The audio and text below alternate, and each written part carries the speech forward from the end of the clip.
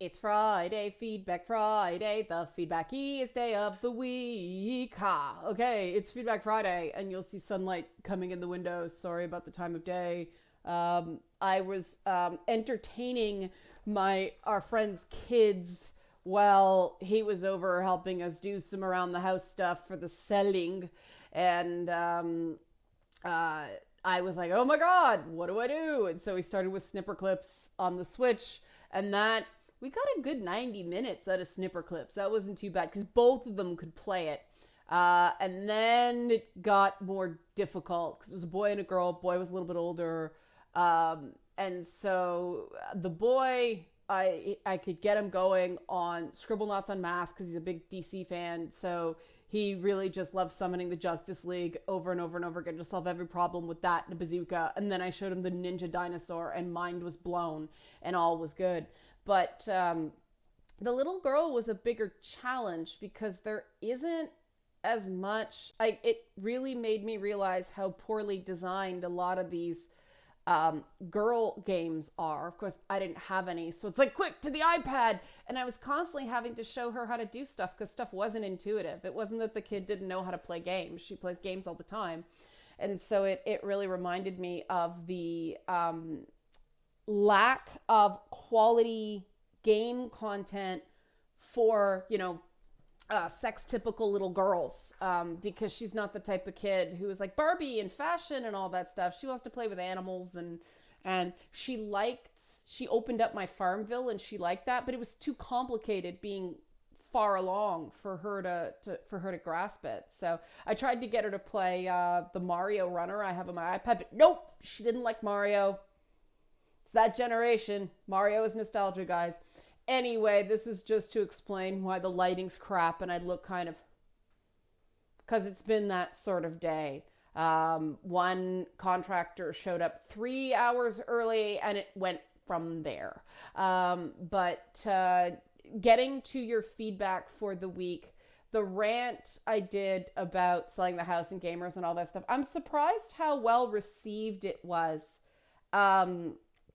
Most people were like, yeah, you totally get it, which is awesome. The fact that we sort of have this common understanding. But there was one comment that happened to be from a trans person who did some streaming on Twitch, I believe it was, and had a very bad experience that people were sort of trash talking her about being trans.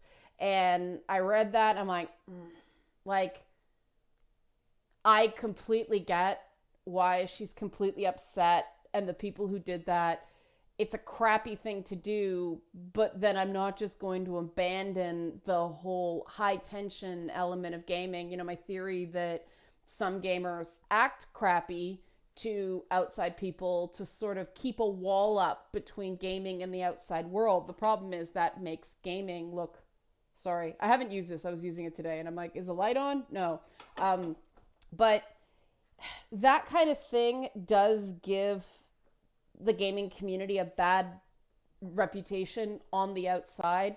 And even though I totally get the defense mechanism, I don't know that it's useful to, and I'm going to say it anyway, just to show you my thought process. I don't think it's useful to say to a person in a vulnerable situation like that, everyone gets that at first. If you weren't trans, it would be something else. I mean, at first I got it for being a woman. I did. I mean, granted, it was 15 friggin' years ago. Things have gotten better.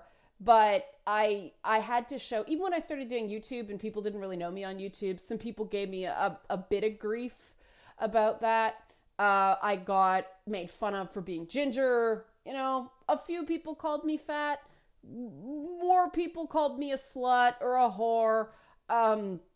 So it is true that everybody gets it. I see, the other YouTubers I've worked with who are male. I think guys get called fat more than women do on the internet nowadays. I was actually stunned. I'm like, wow, you talk to somebody you're a fan of that way. Whoa.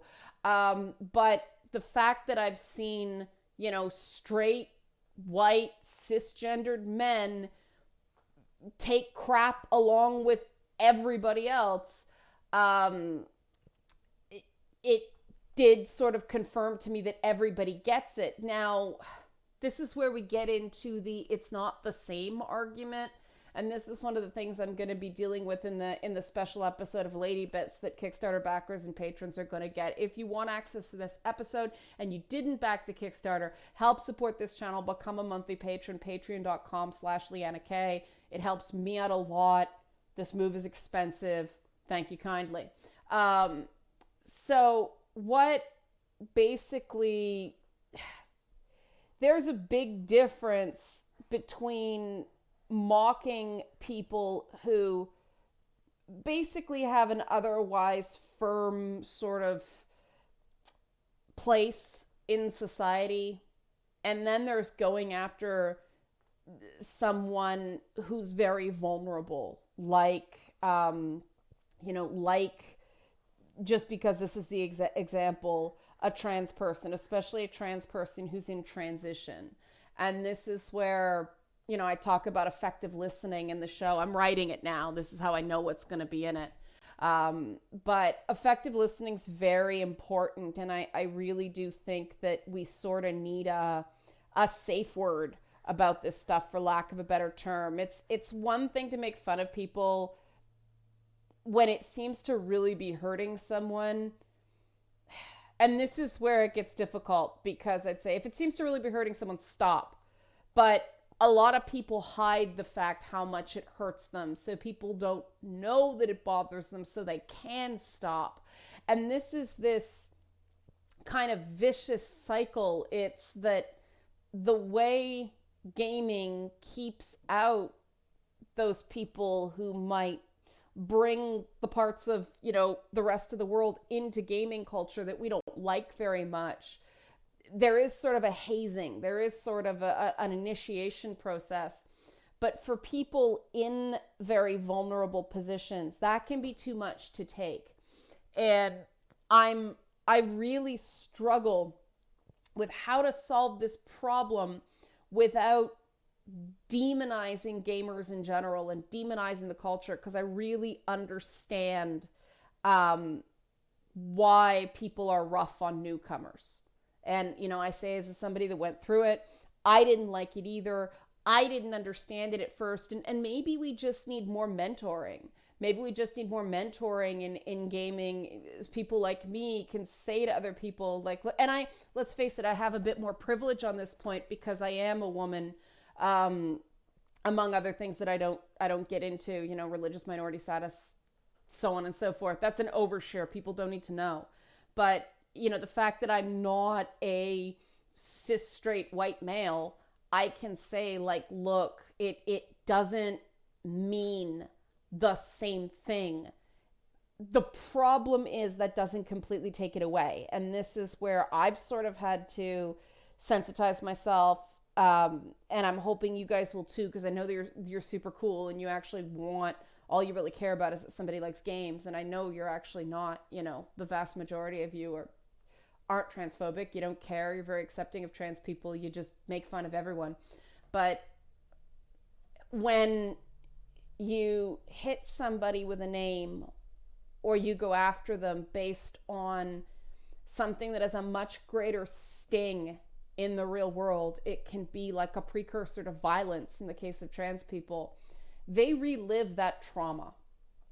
And I know a lot of people are like, well, that's not my problem. They got to grow a thicker skin, all that stuff. That is really not easy, because one of the things people don't understand about the whole, transitioning thing and being trans is that a lot of people, they have to leave everything behind to transition. They have to change jobs. They have to cut off members of their family that don't get it, or they get cut off by members of their family. And that leads to a period of profound economic insecurity. And that's when people are at their most vulnerable. I know I'm at the most vulnerable when I don't know how to pay my bills in a given month.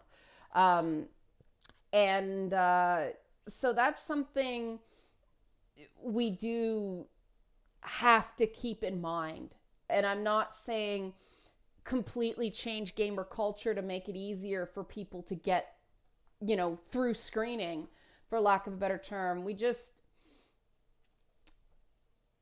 We have to collectively decide, do we want to lose good people to keep the bad people out? And personally, I think no, because if the last 3 or 4 years have been any indication, well, going back to 2012, we're not keeping the worst parts of, normie culture, as I call it, out. And the problem is, it's because the game companies are actively trying to bring in the dollars of people who don't consider themselves gamers but play video games. And so this is a constant problem that that we have to face. And all I can ask, I don't have a firm answer. I'm not there yet on this one when it comes to issues of gender and incorporating women. I can talk about that with cis women anyway, with a relative degree of certainty. But when it comes to trans women, the trauma from trans misogyny can be so profound, and it's this extra layer of struggle that I'm not comfortable just saying, well, everybody goes through it in the same way, because it is a very delicate place. And that's why I talk about this. And I think that even though I don't really have firm answers here, just by talking about it, just making people a little bit more aware that it's not so easy, and just giving that one person who had the bad experience an indication that they were heard. I hope that in and of itself does something, even though I don't have a great answer. So I'm going to leave it there, but obviously this is something that's going to come up more and more as we sort of collectively figure out how to handle this. And the unfortunate thing is that the groups that are supposed to support and give, accepting communities to trans gamers have become so heavily politicized that that unless you check a whole bunch of boxes, being trans is not enough to get a welcome in some of these organizations. And that when the organizations that are supposed to help a disenfranchised group, a marginalized group, actually contribute to the trauma, that makes me really angry. Speaking of which, I was surprised I didn't get more pushback on the Cornerstone Carolyn video. A lot of people agreed with me, and that really surprised me, because normally when I talk about this stuff and I give a specific example of racism or sexism, I have a lot of people going, nope, it's not. And we get into this issue of, it's really easy to say sexism is bad, racism is bad in theory, but when an actual example of it happens, it's much harder to determine whether it's racist or whether it's sexist, because it's really hard to determine a person's intent. Now, in this case, I did leave something out, and I think this was just because I was pissed and I was surprised that I was coherent as I was. But somebody pointed out that an added layer of this is not just the angry black woman stereotype. It's historically the history in America of false accusations against black men and boys regarding groping, inappropriate touching, talking to a woman, heaven forbid, sexual assault, all that stuff, Emmett Till, To Kill a Mockingbird, that kind of stuff. One was real, one was fiction, I know, but I just wanted to acknowledge that comment, because it's true. These things become much more fraught when you get that double whammy in there. And I think that it's a really difficult thing, this whole accusations of sexual assault thing that we're going through right now, because it's extremely true that women victims in general, let's include men in this too, are less likely to falsely report than not report something that's true. So we know that. Unfortunately, where the media's involved. And I have no statistics to prove this. This is my own sort of experiences as a person in the media. When you include the media in something like this, then things start getting skewed. In my experience, the number of false accusations to the press are much higher than false accusations in general, just because you do get those attention seekers.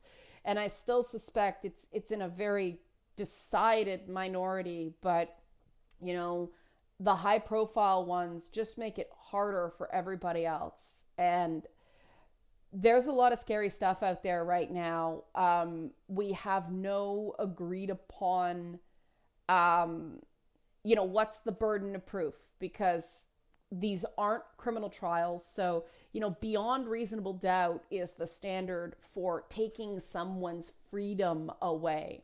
It is not the standard about somebody keeping their job. It is not a standard of whether someone is publicly ridiculed. It is not a standard for whether somebody's, worthy of holding higher office. It is that reasonable doubt standard is specifically for it, like incarceration, taking away someone's freedom. For everything else, it tends to be an unofficial preponderance of evidence standard, the civil trial standard. And then you get into the question of what is considered acceptable evidence. Do you need hard proof, or is it a question of who seems more credible, who gets caught lying, who, these sorts. It usually comes down to credibility. It's a battle of credibility between how many sides are involved. And that gets really sticky because most HR departments and even most prosecutors are not trained to spot deception. There are training courses you can take for this, and I really do think these things should be mandatory in this day and age, because let me tell you, I've done a little bit, and it's quite useful. I wish more companies saw this as essential. Companies instead are like, we're going to get polygraphs in, and that's not as effective as a trained interviewer who knows what to look for and knows how to ask the right questions, because a polygraph exam is only as good as the questions that are asked. And a polygraph doesn't actually measure dishonesty, it measures stress. So a person can do that too. A person who's trained and sees signs of agitation, but a properly trained interviewer knows to kind of back away from that, let the person calm down, reestablish her baseline, and then come back into that in a way, see what you can get from that sore point. Now, the third video this week, it was a really interesting result. It actually, it was a mix of people saying, well, Facebook should be fined for sloppy security because they're a business. They'll listen